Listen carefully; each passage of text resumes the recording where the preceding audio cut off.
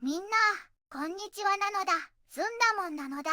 今日も元気に世界のニュースをお届けするのだ。今日はみんな大好き、アメリカ合衆国に注目するのだ。ところでみんな、知ってる？アメリカ合衆国の国歌、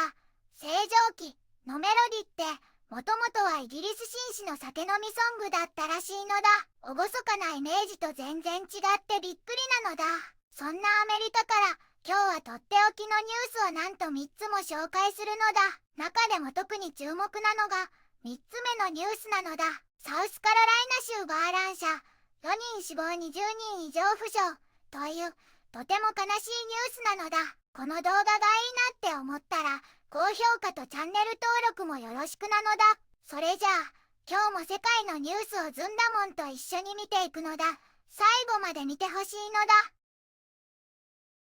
広大な北アメリカ大陸に位置するアメリカ合衆国、太平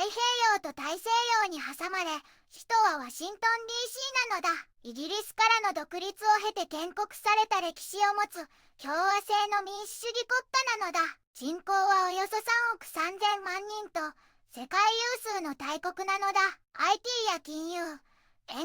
テイメントなど多岐にわたる産業が経済を牽引しているのだ。多種多様な人種や文化が共存する人種のるつぼとしても有名で、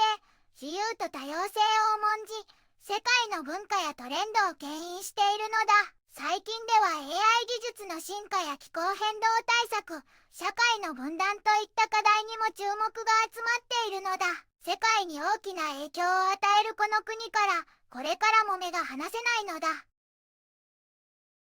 一つ目のニュースなのだ。ある一家、7人の人質、そして2年間の悪夢の終わりという記事なのだ。イスラエルとハマスの衝突で、ア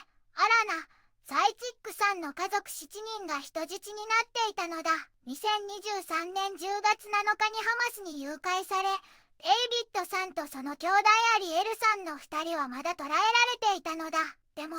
今回アメリカが仲介した新たな停戦合意で、ついに彼らも家族のもとへ帰れる見込みになったのだ。以前の停戦で先に解放されたいとこのシャロンさんたち5人の家族は長い間再会を待ち望んでいたのだ。子供たちは誘拐された時のことを鮮明に覚えていてトラウマを抱えているのだ。デイビッドさんが人質として解放されたシャロンさんに私を助けて諦めないでと頼んだ言葉は家族の心に深く刻まれているのだ。サイチックさんは家族を救うために SNS で情報を発信したり、議員と面会したり、国連に請願したりと精力的に活動してきたのだ。そして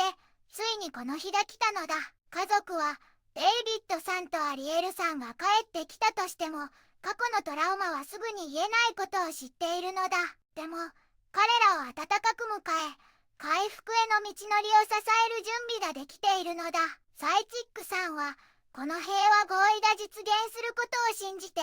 イスラエルへと向かったのだ。ついに家族が一つになる時が来るのだ。二つ目のニュースなのだ。政府機関閉鎖ライブ、リストラ続く中、議員ら対立姿勢崩さずという記事なのだ。アメリカでは政府閉鎖が続いていて、共和党と民主党が互いに責任を押し付け合って交渉が難航しているのだ。民主党はヘルスケア関連の情報を求めている一方、共和党は民主党が閉鎖を招いたと非難しているのだ。トランプ大統領は連邦職員数千人を解雇したけど、軍人さんには給与を支払うと約束したのだ。この閉鎖で連邦職員の給料が減ったり、一部の公務員が解雇されたりしているのだ。社会保障やメディケア、メディケイドの給付金は続くし、ほとんどの公立学校の先生も給料がもらえるのだ。でも、一部の国のイベントやマラソンは中止されたり、変更されたりしているのだ。世論調査では、約4割のアメリカ人が共和党とトランプ大統領に責任があると考えているのだ。上院では政府再開法案がなかなか通らず、共和党は核オプションとしてフィリバスターの廃止も検討しているけど、意見が割れているのだ。下院民主党も打開策を探るために会議を開く予定で、閉鎖の終わりはまだ見えないのだ。みんな心配しているのだ。3つ目のニュースなのだ。サウスカロライナ州バーラン社、4人死亡20人以上負傷という記事なのだ。みんな、大変なニュースなのだ。サウスカロライナ州のバーで銃撃事件が起きてしまったのだ。セントヘレナ島のウィリー S バー&グリルで10月12日午前1時前くらいに事件が起こったみたいなのだ。この銃撃で残念ながら4人が命を落として、なんと20人以上もの人が怪我をしてしまったのだ。怪我をした人の中には4人が重体だっていうから心配なのだ。ボフォート郡保安官事務所によると、事件が起きた時には現場に数百人もの人がいて、みんな銃声から逃げようと近くのお店に駆け込んだらしいのだ。保安官事務所は、これはすごく悲しい出来事で、捜査には時間がかかるからみんなに協力してほしいって言っているのだ。今、警察は容疑者について調べている途中なのだ。まだ詳しい情報は分かっていないけど、早く犯人が見つかってみんなが安心して暮らせるようになってほしいのだ。広大なアメリカでは、人質解放という希望の光が見えた一方で、政府閉鎖の混迷や銃乱射という悲劇も報じられたのだ。喜びと悲しみが入り込んじるニュースだったのだ。社会の分断や課題を乗り越え、平和と人々の安全が守られるよう、これからもこの国の動向を注目していくのだ。